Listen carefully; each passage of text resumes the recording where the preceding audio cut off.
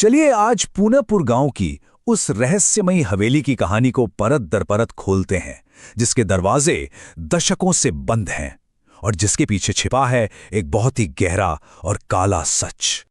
उस हवेली में मत जा। ये सिर्फ कुछ शब्द नहीं है, ये पूनमपुर गांव के लोगों का सालों पुराना डर है। एक ऐसी हवेली जिसकी कहानी का हर पन्ना खौफ से लिखा गया है और जिसकी वजह वाकई दिल दहला देने वाली है।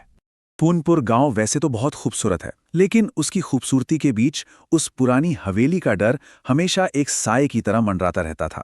गांव वालों का तो ये मानना था कि वहां कोई अजीब बूढ़ी औरत नहीं, बल्कि कोई ऐसी चीज रहती है जो इंसान है ही नहीं। देखिए, गांव वालों का डर यूं ही सुनी सुनाई बातों पर नहीं था। कई लोगों ने तो उसे अपनी आंखों से देखा था, जैसे वो दो आदमी जो एक बार ओलों के तूफान में बुरी तरह फंस गए और जान बचाने के लिए उस हवेली में पहुंच गए।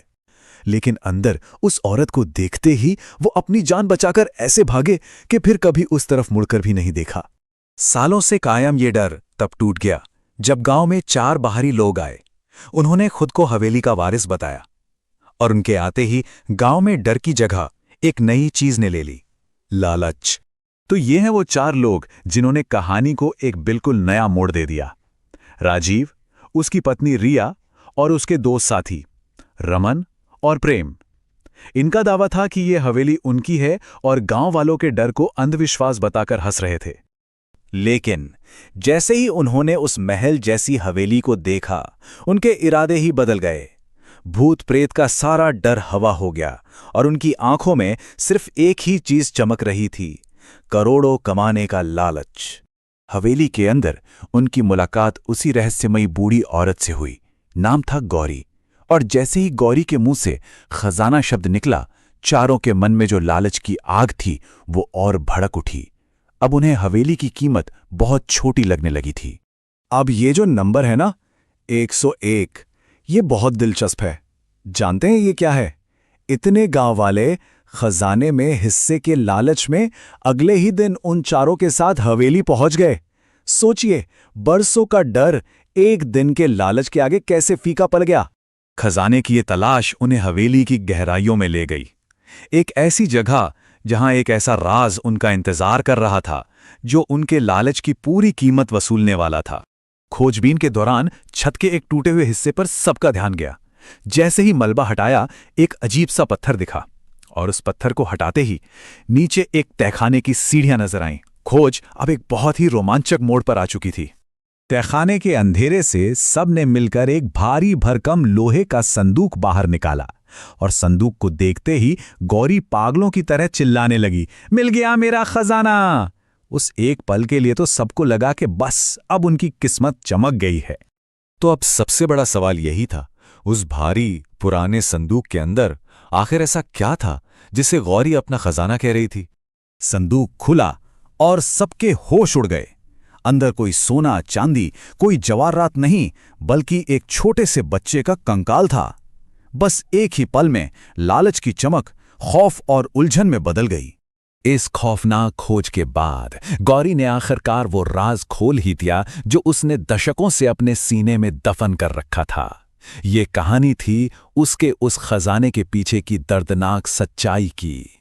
गौरी ने बताया कि कैसे बेटी पैदा होने पर उसके पति और ससुर उससे नफरत करने लगे थे। कैसे एक तांत्रिक के कहने पर उसके अपने पति ने अपनी ही बेटी की बलि दे दी, और उस रात जब गौरी को यह पता चला तो उसने बदले की आग में अपने पति, ससुर और 2 नौकरों को मार डाला। फिर अपनी बच्ची के शव को उसी संदूक में रखकर उसे ही अपना अनमोल खजाना मान लिया।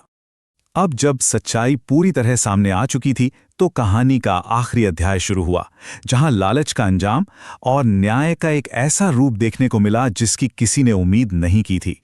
जब राजीव ने देखा कि खजाने में तो सिर्फ हड्डियां हैं, तो उसका गुस्सा 7वें आसमान पर पहुंच गया और उसने उस संदूक को लात मार दी। अपनी बेटी का ये अपमान गौरी बर्दाश्त नहीं कर सकी। उसका सालों का दुख अब गुस्से में बदल चुका था और उसने उन चारों को उसी हवेली में कैद करने का फैसला कर लिया। इस हंगामे के बीच पुलिस भी आ गई और जब उनसे हवेली के कागजात मांगे गए तो इन चारों का सारा झूठ सामने आ गया। वो वारिस नहीं, धोखेबाज थे। उनका असली मकसद हवेली बेचना नहीं, बल्कि गांव वालों को धोखा देकर खजाने के नाम पर पैसा लूटना था। तो आखिरकार उन चारों धोखेबाजों को गिरफ्तार कर लिया गया। गांव वालों ने मिलकर उस मासूम बच्ची का पूरे विधि विधान से अंतिम संस्कार किया। गौरी को इलाज के लिए एक मेंटल हेल्थ सेंटर भेज दिया गया। अब बस एक ही सवाल बचा था कि उस शापित हवेली का क्या होगा। और गांव वालों ने एक ऐसा फैसला लिया जिसने इस कहानी को एक बहुत ही खूबसूरत मोड़ दे दिया। उस हवेली को, जहां एक बेटी की जान ली गई थी, एक गर्ल्स स्कूल में बदल दिया गया और उसका नाम रखा गया गौरी कन्या विद्यालय। जहां कभी नफरत थी, वहां अब शिक्षा की रोशनी थी। पूनपुर की ये कहानी तो खत्म हो गई, लेकिन ये हमें सोचने पर मजबूर करती है। हमारे आसपास ना जाने ऐसे कितने बंद दरवाजे हैं जिनके पीछे गौरी जैसी अनगिनत दर्द भरी कहानियां दफन हैं और बस किसी के सुनने का इंतजार कर रही हैं।